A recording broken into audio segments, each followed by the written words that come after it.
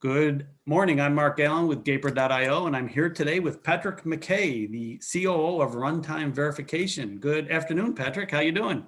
Good afternoon. I'm doing great. Thanks for having me. I forget, it's still morning here in the Bay Area, but I know it's afternoon where you are. Yeah, it is. It's a little bit before 2 o'clock. And it looks like a bright sunny day there in the Illinois area. It's a bright sunny day. Yes, it is. Well, to start with, can you share a brief background of yourself and your work experience? Yeah, sure. So although now I call the Midwest home, I'm actually originally from the DC area, so Northern Virginia.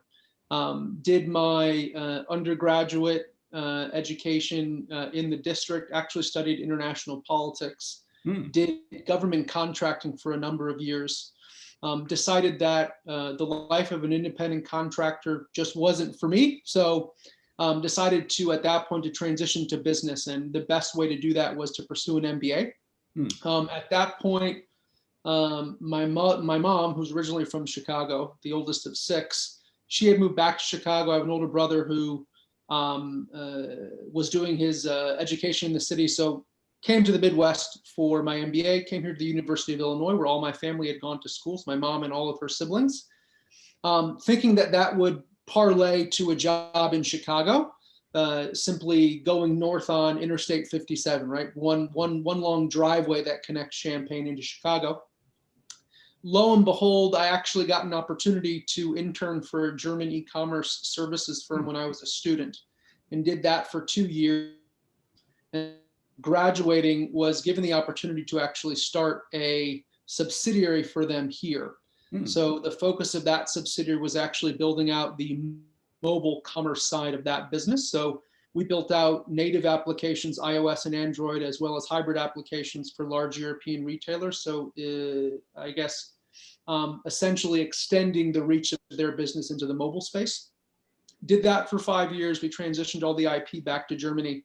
And then I was hired by Capital One. And for Capital One, I opened up their first digital lab on a university campus. So we opened it up here in the University of Illinois Research Park. Hybrid combination of full-time tech staff. They were actually part of the newly formed Center for Machine Learning at the bank. And then we always had students, obviously, having students, leveraging that connection to the university, trying to create that pipeline of talent into the company. Did that for roughly 3 years, and then joined Runtime, where I'm in my current role. So Runtime, we provide software testing and verification services to large clients, primarily actually now in the blockchain space, but we actually cut our teeth providing those services to companies in the embedded space. Interesting.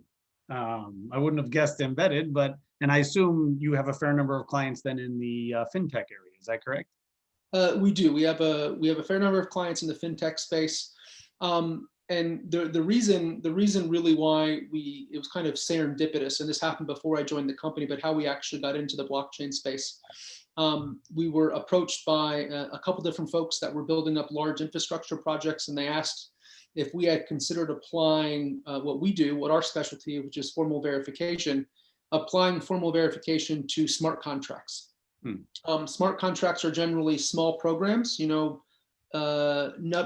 or numbering 100 lines of code. So you can actually apply formal verification to those programs. It's quite a rigorous process. And if you try to apply that type of rigor to an embedded code base, which is thousands of lines of code, it's just impossible. So often our engagements with embedded clients, we would get access to a small portion of the code.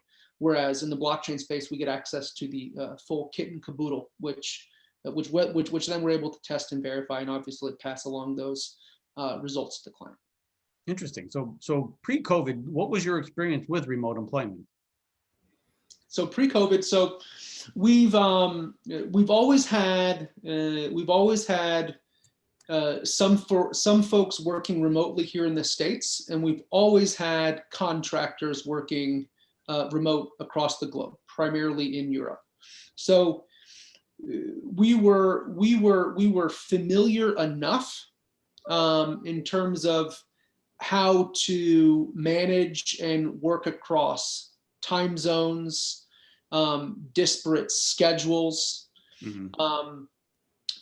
But we had never, the company had never gone full remote, right? So there was always a physical headquarters. There's always a physical presence that the folks that are located here in Payne would go to every day.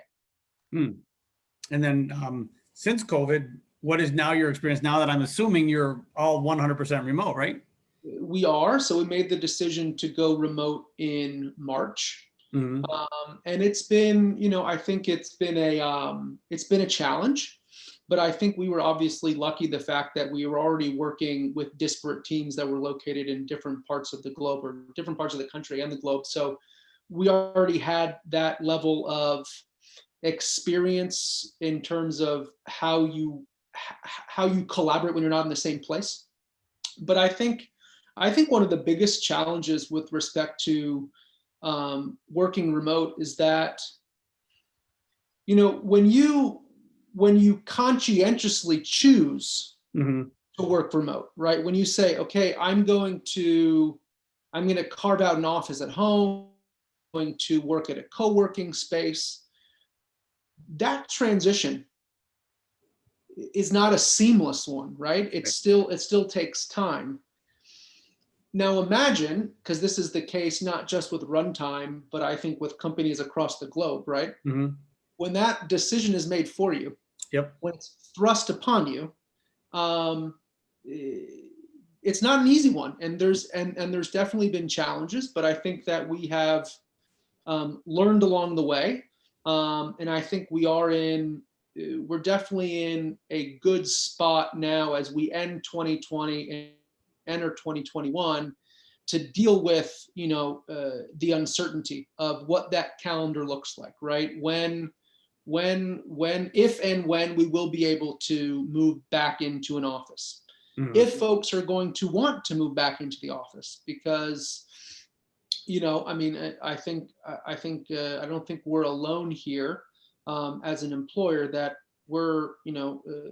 I think the decision is going to be made by the employees, right? Do Mhm. they want to go back into the office? Because obviously the model has proven to be successful that they can work from home. So we'll see. Be interesting. And the majority of your employees, I'm assuming you have a fair number of employees by the nature of your business that are technical in nature. So the technology part, I have to believe, was fairly seamless. So is it safe to say that the majority of the problems you face were more personal or mental in nature? I mean, I think that, I think it would be, I think it would, I think I would definitely characterize them as challenges, right? Hmm. Uh, Definitely not problems, because I think, I call them challenges because I think we've all had to learn a lot more about empathy Hmm. during 2020 than we did before, right? So empathy implying that, it really is put yourself in their shoes, right? Think about it holistically in terms of what is going on, right? What are the other factors and variables that are at play? Um, and so I think you're right. Technologically, it hasn't been too difficult, but it's definitely been challenging in terms of folks just being exhausted, right? And I think that's also because, when you have a physical office, right, you have that separation, right? You go into the office,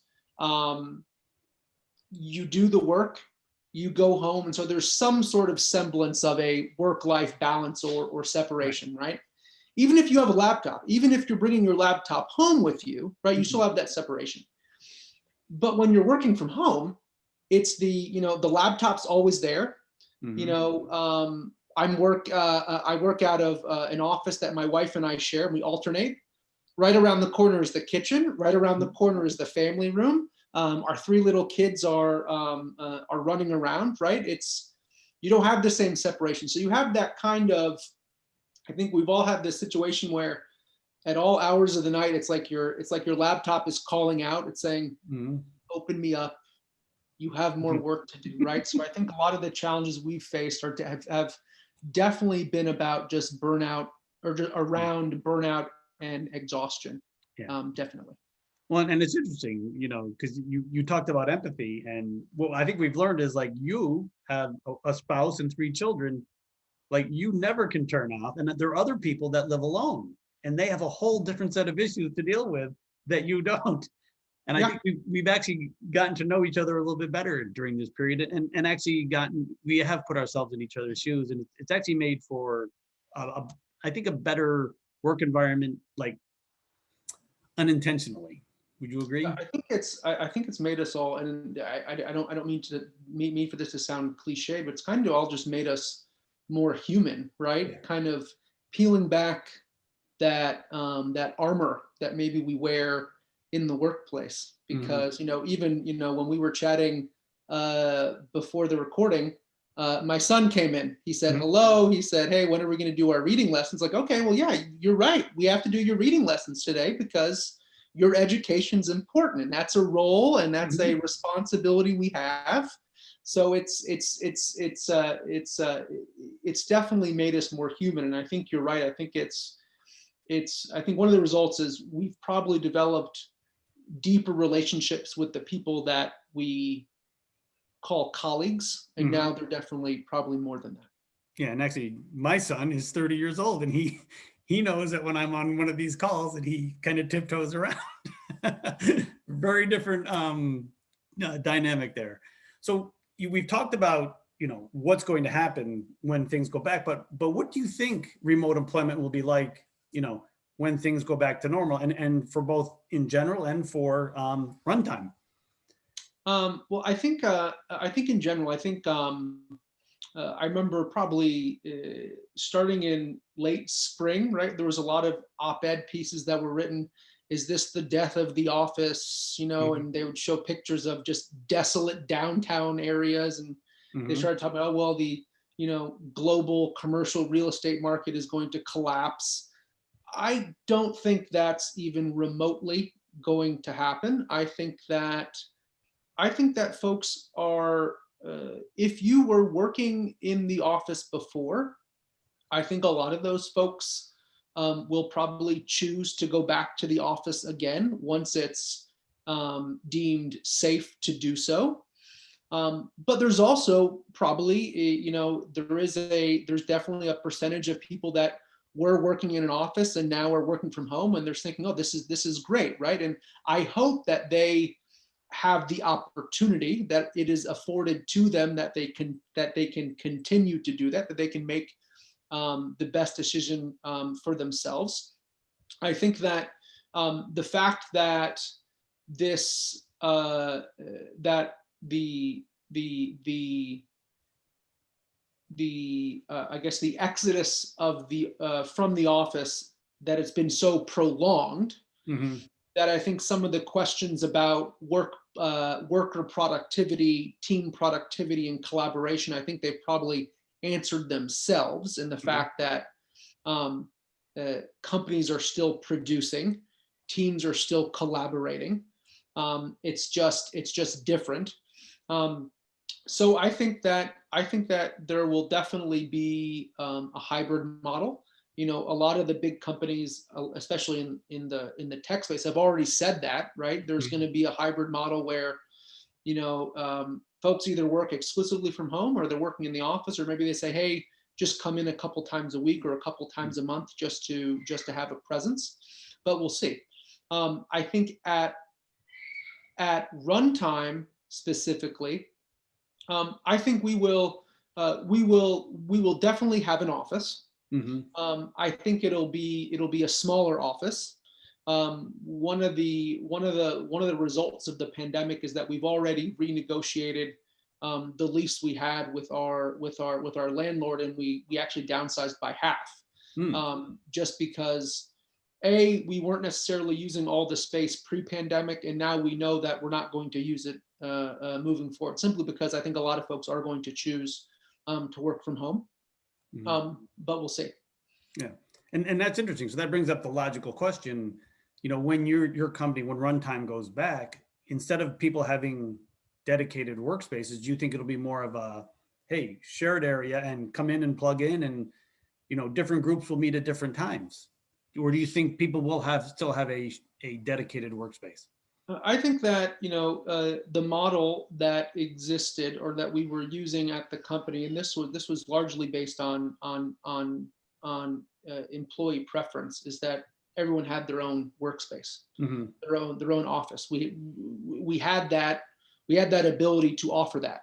Oh. So I don't think that will change. Mm. I think that some folks probably will. The folks that want to work at the office like they were doing before will have an office. Those Mhm. folks that are coming in once a week, once every couple weeks, Mm. they'll work, out in the bullpen, Okay. so to speak, right? They'll work more in that social area, but we'll see.